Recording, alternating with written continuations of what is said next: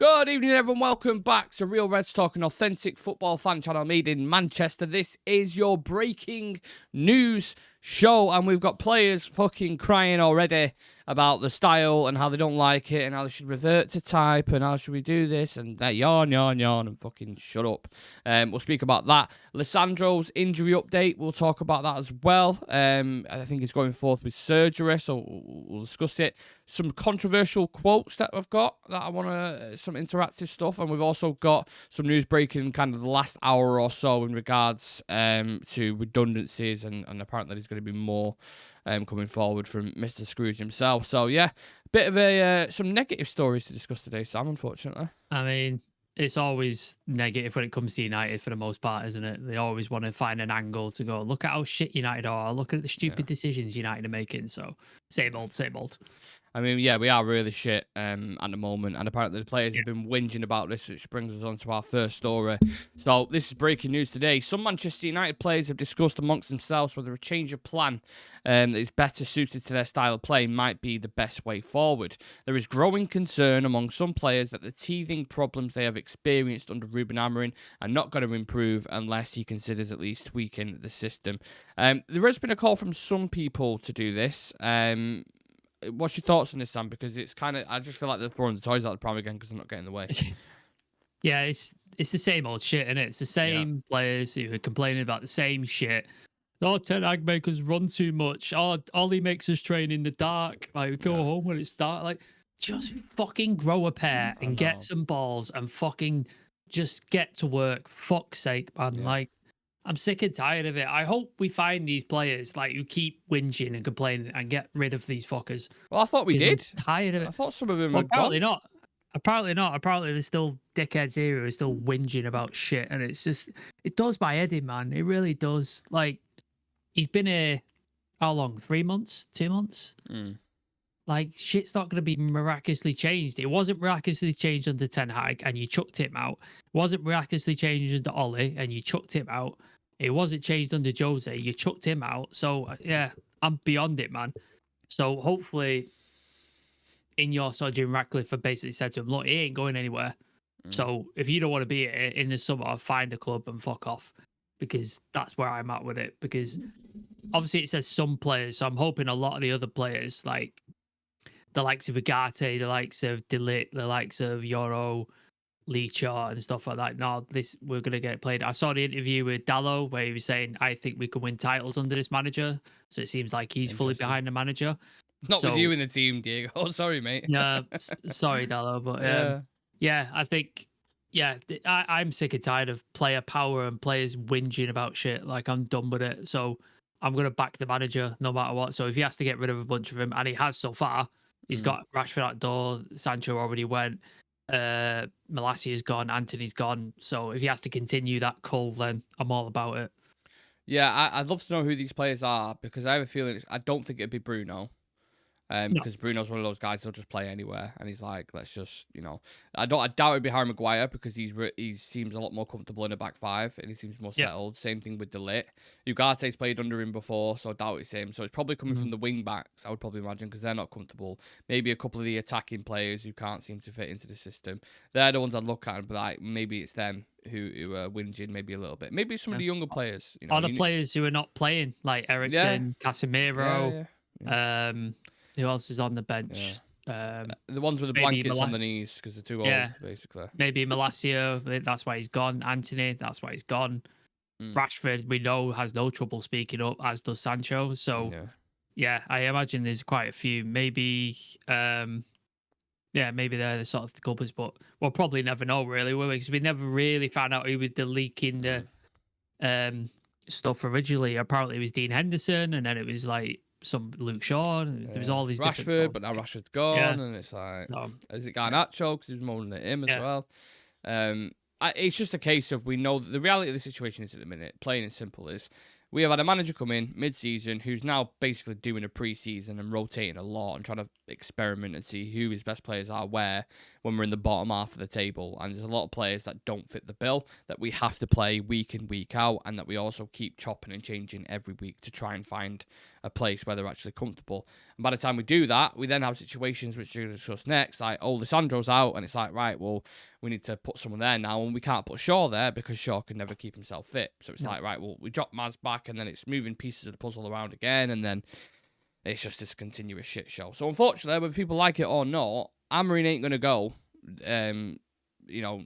at this part during the season. He's going to get to the summer. He's probably going to have a summer window. And then we'll judge him, unfortunately. So just fucking get on with it and move on. We're trying to win games here. You can't blame the players for thinking, oh, well, let's just try the same tactic we've tried the last 3 times because it's worked the last 3 times. They've got rid of the manager. Yeah. So they're trying it again, but I think it's a different thing now. Like you said, I don't think Amorim's going anywhere. So, nope. And we've said before, this Amorim thing's probably going to get worse before it gets better. Until he can get players in and until he can start thinking it's just going to be, this is the way it's going to be. There's going to be a lot of shit to wade through, unfortunately. I was listening to the overlap before, and I'm a bit disappointed in Paul Scholes because he was kind of like, oh, I'm already done with this manager. Was he being negative already? Yeah, Jesus I'm already pretty much done with this manager. I don't think, it's like, come on. Had you done that with a lot of the players that have been at this club? Fucking Nemanja Vidic or Evra, they wouldn't. One of the greatest centre-backs to ever play for United, won numerous Premier League titles, won a Champions League in Moscow. Had you said that over his first 6 months sending back, you wouldn't have had that greatness. So sometimes patience should be applied with these kind of things. And I think the similar things should follow with Ruben Amorim. So I was really disappointed in that. And not only just that, when people like Scholes with, his kind of image, it holds such weight because they're a legend of the club. And it has a continuous effect then. So it annoyed me a bit. It's like you said before De Ligt even came, he's like, I don't rate him. Yeah. I don't think he's a good player. And I think since he's been at United, he's been good. I think he's been a really good player. Yeah. And he's still holding on to it. So, the fact that he's been to so many clubs and he's already young, I'm just like, what does that have to do with anything? Yeah. He said that, you're not going to win a league title with De Ligt. And it's like, listen, mate, we're 14th. League titles are years away. That's not an immediate priority right now with someone like a Matthias de Ligt. We need to get wing-backs in. We need to get a fucking striker that scores goals. Just disappointed with that. The same thing is, though, like, people think because certain players were great players that they make good managers. That's not always the case. Gerrard, Lampard, Rooney, Neville. Amazing players, but not good managers. Yeah. It's just because Scholes was a fantastic player doesn't mean his opinions on certain things should be taken so seriously. Yeah. I think Rio has some terrible takes as well at times. And again, phenomenal player, but some of his takes are just like, come on, man, like, you got to be better than that. I tend to listen to them more when they're talking about specifics in their role. So if Paul Scholes is talking about the midfield and how it's not working, and I really kind of tune in and be like, okay, that's understandable. But management's such a broad thing, and it's hard to pinpoint one thing. So anyway, look, we've got more issues to kind of deal with. Obviously, we know Lisandro Martinez got injured in the last game. He's set to go undergo surgery this week to repair the torn anterior cruciate ligament in his left knee. United doctors have decided that an operation is the best course of action. And I was trying to rack my brains before. I was thinking, is he injury prone or has he just been really, really, really unlucky? I think he's been unlucky because the injuries he's had, like impact, right? Impact injuries. ACL is a twist and a tear. Like, there's nothing you can do. The metatarsal impact injury, like, that happened to Beckham, it happened to Rooney. Like, I think it's the most common injury for a footballer, the metatarsal, I believe. So it happens like quite a lot. And then this is not like muscle injuries like we see, with Mason Mount and Luke Shaw, where it's just every other week they're pulling something muscle, which injury prone. What was Martial? Was it his hip or something? Like, hip flexor, I think, something like that. Stuff like that. That's all right. He's injury prone. I think Lisandro's just been really unlucky, unfortunately. I don't think this is a Luke Shaw, Mason Mount, Anthony Martial type thing. Like, I don't think. Maybe it might become that after this surgery. Like, it might impact him because ACL is a big surgery, and certain players don't sort of fully recover from it. We saw Ryan Giggs when he did his hamstring, didn't he? He lost that pace that he had. But he adapted his game at the same time and became a different player. So maybe Lisandro adapts and stuff like that. But yeah, I wish him the best. I hope it goes well, and I hope he's back in the team as soon as he can be. But yeah, I wouldn't call him injury prone just yet. I mean, the reason why it's so annoying is because he just started to, he was Yeah. really playing well and having effects in games as well. The goal against Mhm. Fulham, the assist for Bruno Fernandes against Rangers, I think it was, the goal against Liverpool at Anfield. Like, he was starting to have some big moments. And as a player, you can imagine how much that kills your confidence because you just Yeah. spent all this time going through the mud in shit form. And then you Yep. start to peacock a bit. And you start, like, confidence levels really high. Mhm. And you're like, I can see myself in this system. And it's like, boom, one injury. You're out for a He year was almost. he was the only player from like deep who had that pass on him, like who was capable of the sort of diag pass or pass through the lines and stuff like that. He was the only one. And now when you look at our defense, like none of them are really capable of it. No. Like De Ligt isn't capable of it. Maguire sometimes can, but Switch, not more like switches consistently. in it, long Yeah. range, not like And through the middle. Yoro, I haven't seen it from him yet. Like I haven't No. I seen think that he is side of his capable of game yet. it, Yoro, but Okay. I think he's kind of growing into the role maybe a Yeah. little bit. Yeah. Yeah. But yeah, Lisandro, no doubts that in terms of progression, is one of the best Yeah. in Europe for me personally. So he's Yeah. going to be a big miss for sure.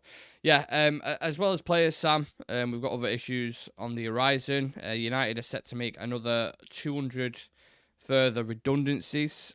Planned moves comes amid further cost cutting following Ineos' decision reckless arrival. The aim is to increase funds for the first team, apparently. Now, Adam Crafton put something up before saying that some members of staff at United feel that botched Ineos decision making with regards to Ten Hag and Dan Ashworth, as well as the £200 million summer transfer spend, has left ordinary workers at risk. How do you feel about this, Sam? Because it's something that we're both quite passionate about, isn't it? He's right, and I agree with him. Like, Yeah. it cost, what was it, 14 million to sack Ten Hag. It was about 2.5 million to sack Dan Ashworth, and then we paid him out of his contract, so we had to wait 60 days for him to get out of his contract with Newcastle. So we didn't even have to feel the impact for that long. And then we paid how much for Amorim and his staff? I can't remember how much that was. Yeah, It's a it was decent a chunk of lot. change Yeah, anyway. it's It's a quite a decent amount. bit. So all that money could have been saved had we just let Ten Hag go in the summer after the FA Cup.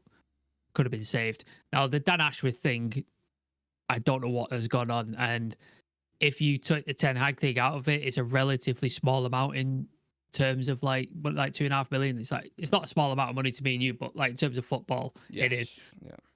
But the Ten Hag thing and then the Amorim hiring and his staff and stuff, that is a thing. And I think if you hadn't have done that, maybe these other people who are about to lose their jobs may have kept their jobs and they could have continued on working. And it's not like it's going to be the big wigs going, is it? The people who want millions or six figures. It's going to be the staff who are on 30k, 40k a year or something like that, who they're paying their mortgage and are just about struggling to get by. They're the ones that are going to lose their jobs. And that's the disgusting thing. And again, this is what billionaires and big businesses do. They cut costs, and the first ones to go are the regular people, unfortunately. It's interesting how perspectives can flip in it because had the Glazers have done, so let's say Ineos never took over, right? And look, the Glazers have done some shit things to this club. I mean, Oh, yeah. anchoring it with the amount of debt that it's done and everything else on top of it. Obviously, they've been terrible owners. And one of the biggest reasons, I suppose, why Ineos have got to clean it up a bit is because of the Glazers. So that side, I get it. But had the Glazers made some of these decisions that Ineos have made, they would be protest outside the stadium, inside the stadium. They would be, wouldn't they? It'd be fucking havoc everywhere. You saw, like, we were there when the Super League. You saw like how the fans felt when that Super League thing happened. We shut a game down. We cancelled the Liverpool game. Yeah. So it'd be the same, and I think it's a weird thing in it because I don't agree with the Ineos decision. I think it's horrible that people are losing their jobs. And then at the same time, you've got to think they've walked into a shit show and they're having to make the difficult decisions that the Glazers refused to make over the last 10, 12 years. Had the Glazers made better decisions over the last like decade and a bit, we wouldn't be in a position where we'd have to do shit like this. They've overspent and done massive contracts and not upkept the stadium, which means we need a new one. Not upkept Carrington, which means we need to spend money on it. Over invested in players who've not worked, which means we have to go out and buy new ones and stuff. And then that money's got to come from somewhere. And unfortunately, where they're making cutting costs is the places where people work and the stewards and charities and concessions and all this shit, and then increasing ticket prices. The regular person always pays for the rich people's mistakes, whether that's banks, whether that's politicians, water companies, electric companies, oil companies. We're always going to be the ones who pay, and it's no different in this situation either. I mean, I know a couple of people who actually work at Old Trafford, and I spoke to him. I was speaking to someone yesterday, actually, at my work who works there, and he was talking about how much of a shit show it is in a minute, everything that's ongoing. Which, you know, for a club with the stature of Manchester United, it's kind of like embarrassing almost, isn't it? There's stuff that's going on there. Like, how are you such this rich, prestigious club, but then, you know, you get rid of staff. I mean, that total cost of the staff alone was probably about £1 million, right? Let's say 500k to £1 million. Yeah. I mean, some of the decisions you've made already, you know, quadruple that. You know what I mean? It's embarrassing for me. One of my girlfriend's friend got made redundant in the last cuts, and she'd worked there for like 12 years. Like, she'd worked at United like for a massive amount of time. United fan, season ticket holder, and stuff like that. And it just was like, yeah, goodbye. And it's people like that. You just like, I don't feel good about it. I understand why it's done, but I don't feel good about it at all in either way. Well, it's to be expected. I'm sure there's probably more down the line at some point that they're going to do. So we will obviously react to that when that news is available. The last thing I wanted to do, slightly different, just to end it on a kind of more positive note. We did something yesterday which I thought was quite fun, which was I read out some quotes and you had to guess if it was real or fake. This one is just controversial football quotes, and if you can name the person or position, let's just say, who said it. So this is predominantly for you viewers watching. Obviously, Sam can get involved if he would like to. But I'm going to put them on the screen and I'll also read them out because obviously you don't have the thing to see them. So the first one is, we are looking for the stupidest possible option. If there is one, we will find it. Oh my God. Is that a manager who said this? That's a manager, yeah. If you want a clue, I can give you a clue, because to guess it off a quote is quite hard. Yeah, to get that. Yeah, I'll take the clue. We know him very well. Van Gaal? No. No. Jose? Yes, Jose Mourinho. Oh my God. I said it. We are looking for the stupidest possible option. If there is one, we will find it. That's from Jose Mourinho. All of these are from really, really famous people in the game. Now, this one is from someone years ago, but it's like really ingrained in kind of folklore, whatever you want to call it. Some people think football is a matter of life and death. I assure you, it's much more serious than that. It's a famous quote, this. Is that Maradona? Nope. Similar eras, though, I think. Maybe 10 years before that, potentially. More to our rivals, I would say. The City or Liverpool? Liverpool.